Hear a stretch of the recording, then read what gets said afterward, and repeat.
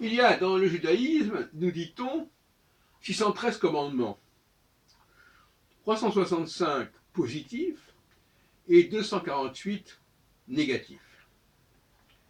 Et ça me semble très intéressant, j'en ai parlé lors de mes analyses du décalogue, de rappeler que tout commandement positif a pour corollaire un commandement négatif.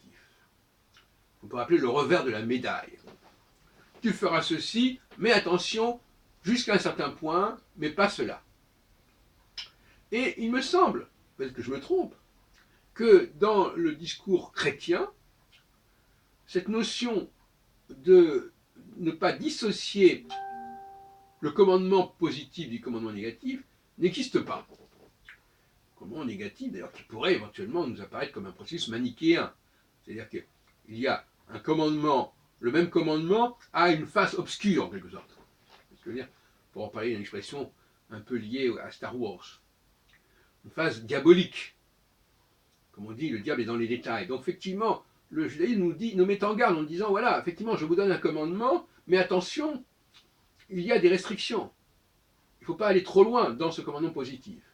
Donc le commandement négatif, il n'est pas négatif au sens négatif, il est négatif au sens qu'il apporte des bornes, des limites. Tu travailleras, mais le Shabbat, tu ne travailleras pas. Tu pourras tuer éventuellement si la loi n'est pas respectée, mais il y aura des limites aussi. Tu mangeras des fruits de ce jardin, mais pas dans certains cas. Donc c'est à mon avis, cette dualité, elle est extrêmement intéressante, et on la retrouve, il semblerait qu'elle ait été perdue, je me trompe peut-être, dans le christianisme. En tout cas, qu'elle soit moins éminente. Alors évidemment, le décalogue lui-même, ayant été complètement tronqué, fait mal ressortir cette distinction. Tu invoqueras le nom de Dieu, mais tu n'invoqueras pas en vain. Il y a toujours cette restriction. Le seul cas qui fait problème pour l'instant, c'est tu honoreras ton père et ta mère, mais il n'y a pas de restriction.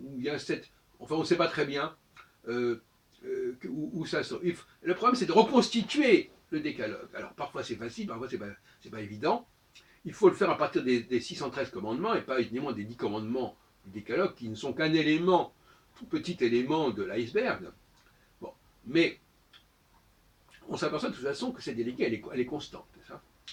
Il y a des limites, il y a une modération à respecter.